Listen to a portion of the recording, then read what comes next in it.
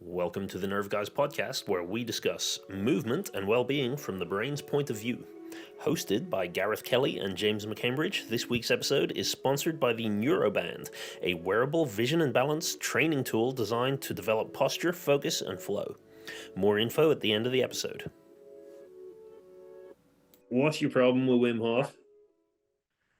I hate him. No. You want to fight him? I don't hate him. My problem with Wim Hof is pretty simple.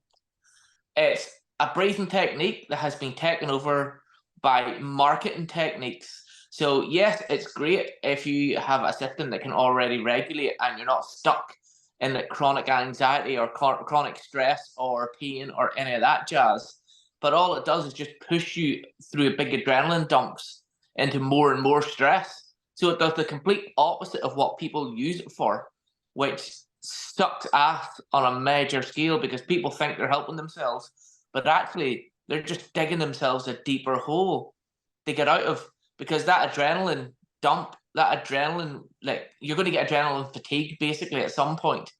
And that's why anyone that has severe anxiety or chronic pain or things like that, that do cold water exposure or breathing techniques like Wim Hof breathing techniques where it pushes them into a more sympathetic state, they always spiral eventually. They'll keep it up for a while and feel great, but then they spiral and drop off and they just go down the plug hole because their system can't handle the adrenaline dumping anymore. It's not having the same effect. So too many people that shouldn't be doing it are doing it. What they should be doing is focusing on different things first, like how to actually regulate their system instead of just trying to feel good. Maybe get used to being in the shit for a bit as you're fixing things. Not everything that's going to fix you will feel good initially. Yeah. Well, then That's also the short of it. also the flip side though is because I think on the Wim Hof side of things, people look to things that are feeling specifically horrible because they go like, oh yeah, this is going to fix me because I go in ice because it's super cold and super uncomfortable, and then it must be working, then it must be good because it feels so bad.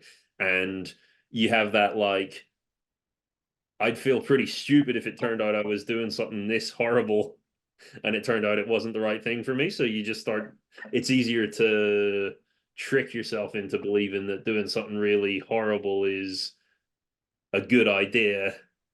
Especially if every other bugger under the sun's doing it as well and going, oh, this is fantastic. And you're going, shit, well, it must be great. Oh, why am I not feeling great because of it? Oh, I'll just say I feel great because it must be, because I'll feel great eventually because it feels great for everybody else. But they always do these horrible things because if that's the shittest part of your day, then everything else feels better, doesn't it? That's a good point. Yeah. And you said as well at the start, it's a marketing technique. Like the number one rule of marketing is you have to make sure that people need your thing forever. Like the most successful marketing is to make sure that people have to keep coming back. And I always say that about gyms is like, if somebody's promoting something in a gym, it's more often than not that it doesn't really work, or like it works for the top athlete who they're putting on their poster and it doesn't work for anyone below that. And then that way the gym gets to say, oh, well, you didn't lose weight, you didn't get fitter, you didn't get healthier. Well, you probably just didn't do it enough, or you didn't do it right. It's your fault that you didn't do it, but it's specifically because you haven't done enough of the right thing, and we've got the right thing. Oh, that's it. Yeah, it's like, oh yeah, oh, these breathing techniques didn't help get you out of stress. In fact, they actually made your anxiety much, much worse. Oh, maybe you just didn't get into it enough. Have you tried doing the breathing techniques while standing on your head in 60 foot of ice water with a polar bear hunting you? That's like, you need to get further and further into it because you're obviously not into it enough. That's why it's not working for you. It's all of that stuff. And don't get me wrong, there is benefit to the Wim Hof style of breathing and cold exposure and all of that. Only if you're already able to self-regulate. If you're up the left, it's just going to send you further up the left. Yeah. So what would you say? What would you tell people to do? Like if they go, oh, I'm thinking of doing Wim Hof, and you're looking at them like, nah, man, this is probably not the right thing. Well, first of all, I'd recommend that they read about it, because what they will tell you, even in their own literature, is that it promotes a sympathetic state. Yeah. So that then you will get the big flood of endorphins and all of the adrenaline, and but what they say then, they turn around and then say that it's great for the likes of anxiety and things like that. Anxiety itself is a sympathetic state. The sympathetic state is there to keep you switched on and alert so you do not die. So if your anxiety, which is a sympathetic state, is crippling you, let me try this thing that's going to push me into a sympathetic state. It's just like putting rocket boosters on your anxiety and just sending it into space. So first of all, read and look at the actual science behind it, but then try things like some oxygen advantage drills, so, like calming breathing techniques, Yeah. to kind of ground you a bit more, but not these sympathetic techniques. You want parasympathetic breathing techniques. There's different types of breathing other than Wim Hof. Yeah, and that's interesting because Wim Hof actually isn't even supposed to be a breathing. Like, it's a technique that uses breathing, but it's not for improving your breathing. And that's one of the No. things that I learned pretty early on when I was trying to do breath holding stuff was, you do the hyperventilation stuff with Wim Hof, and suddenly you can hold your breath for ages. And so I did that for a long time, thinking, oh yeah, this is making my breath holds go up and up and up. And then once I started looking at the oxygen advantage stuff, they're like, well, actually, your CO2 tolerance is going way down because you're just teaching your body to get rid of your carbon dioxide all the time. And suddenly now you're not used to having any carbon dioxide at all. And if you're trying to train your breath hold, actually you need to be good at dealing with high levels of carbon dioxide, because that's what happens. So Wim isn't even supposed to be a breathing technique at all. Exactly. And carbon dioxide is a vital gas to how you function. Exactly that. Still give me your money. Still go to a Wim Hof certified practitioner. Still do, it is, as you say, like it wasn't originally thought of as a breathing technique. There were breathing exercises in it, in the whole like sort of sphere of the things Wim Hof did and taught and stuff like that, does and teaches. Not did and taught, he's not dead. But the marketing now has distorted it even more. So people just assume that it's cold exposure and breathing techniques, but it's not, and people are using it for the wrong, like, the amount of people I come across that have just bottomed out repeatedly using it. It's ridiculous. Exactly. Yeah. And I find that cold exposure as well, like, I guess it's mostly guys that I find that find it, and then he's like, yeah, cold, I'm going to deal with like just a different type of pain for a long time.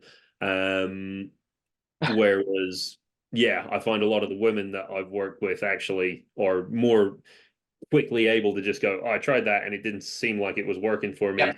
And I was on the other end of that, where actually the cold exposure side of things, I did that years and years ago and hated every second of it. And there was a time where I was doing like cold showers, and it actually, I hated it, but then after I felt really good. And then I decided cold showers weren't enough and I should do ice baths. And that was horrible. And I felt so terrible afterwards. And then just one day randomly, I was like, I wonder what would happen if I did it the other way around. And I just made a bath like hotter than I could handle. And I sat in that and felt incredible after. And I started to discover that possibly because I have some like hypermobility type things. Yeah.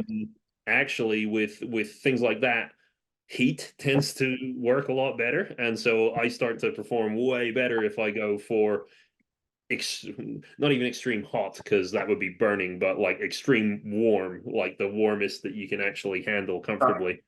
It's almost like we scripted that, because so things like ice baths and all of that stuff, like as you were saying, like you felt amazing afterwards and that. Ice baths are great if, for example, you're at the CrossFit Games and you've got 3 days where you need to be able to compete. So you need to basically dull your body's like sensory system, the intake of going, holy Christ, I've just done that massive chipper workout. I'm going to die. You need to go, no, no, no, you can die in 2 days' time. So what they do is the ice bath is shit for recovery. Ice baths do not help recovery. Inflammation is a key component of recovery. All the ice does, all the ice does is coagulates everything and slows down your ability to recover. If you need to perform over a short period of time and put your body through hell, where it would probably just give up and not move anymore, ice baths are great for keeping you going, because what will happen is it will slow all of that inflammation down so you can keep going in a short period of time in a competition. But for actual recovery, bullshit. Heat. You want it to inflame. You need that little bit of swelling, unless, of course, it's around the throat or the face, you know, like eyes and throat or anything. Then, of course, use ice. But other than that, piss off. No ice. Ice is not good for recovery. All ice is good for doing is slowing down your recovery or giving you the ability to push through 2 or 3 day competition so that you don't realize how bad state your body's in. Heat is the way forward, and heat actually will make you feel better over the long term. You know, everything functions better in the heat. Why do you think we go on warm holidays? For the love of God, you feel better. Yeah, I was going to say, I know that for sure as well. With after the surgery I had in my face, they stuck me in like an ice mask, and they just kept telling me, is like, oh, you need this on, like this has to, you have to have this, it's going to make the swelling go down. And like, I guess again with the face there is a element of the swelling had to go down, but then there was a point where having the mask on felt excruciating. And I remember just them just saying all the time, no, it doesn't matter if it's like, no matter how painful it gets, but the bit where the pain was, that specifically was the biggest part where I had like sensation issues afterwards. I don't know for sure, you know, what would have happened either way, but I would suspect from the kind of pain and discomfort that it was causing, and specifically the ice mask, not the actual surgery itself, which had its own mess of things going on. I would say there was something not right with that. I would, you could never say for sure, but you would heavily suspect that the ice was slowing down the ability for it to heal itself, for it to recover, you know, and then it leaves you with a bigger hill to climb because it doesn't fully heal as well as it could. Like, people are talking about, you know, ice packs, ice baths, cold exposure. It's like, dude, you're just not motivated enough. You need to just push through. Let's get in this men's circle and stand in an outside cold pool. You just need to be dedicated and just shut up. Yeah, and also, what does it have to be? Victim of marketing and podcasts. Do you know what I mean? Andrew Huberman recommends ice baths. Andrew Huberman can self-regulate. So bugger off, Dave. You need to go and do something different. Anyway. Yeah, and then also, like, why does the kind of like man up and like deal with your emotion side of thing? I always find that's a really useful skill to learn, but why does it have to be the most extreme? Like, why can't you just first of all deal with something that's a little bit crap? And on the subject of cold, I tend to find that just going out in the cold. So like I'll go out, you've seen all the time, if I'm working, I go out in my shorts and t-shirt. And I'll maybe have my jacket, like, but it's not zipped up shut or anything, and it's -4 outside, and I'm just walking around like that, and it's freezing and it sucks, but I'm kind of like, I quite enjoy the thing of being like, oh, actually that's my cold exposure, and it's kind of like, oh yeah, cool, this is something where I can work it out and go like, oh, am I actually cold, or is it just like my skin's cold and then the rest of my body's going, I don't like it. And I find that works really good for me. But the full on ice and like plunging yourself in water, I don't know, it just wasn't useful for me. And look, if it works for you, that's absolutely fine, whoever you are, wherever you are. But chances are you are probably okay at self-regulation anyway. And in that case, do whatever floats your boat. You want to go swim with ice cubes? Go swim with ice cubes. You want to go sit in a jacuzzi, go sit in the jacuzzi. It's not a problem because you can already self-regulate. So you can take those adrenaline dumps and do what you want with them. You can start snowboarding or whatever, but some people choose to get in cold water.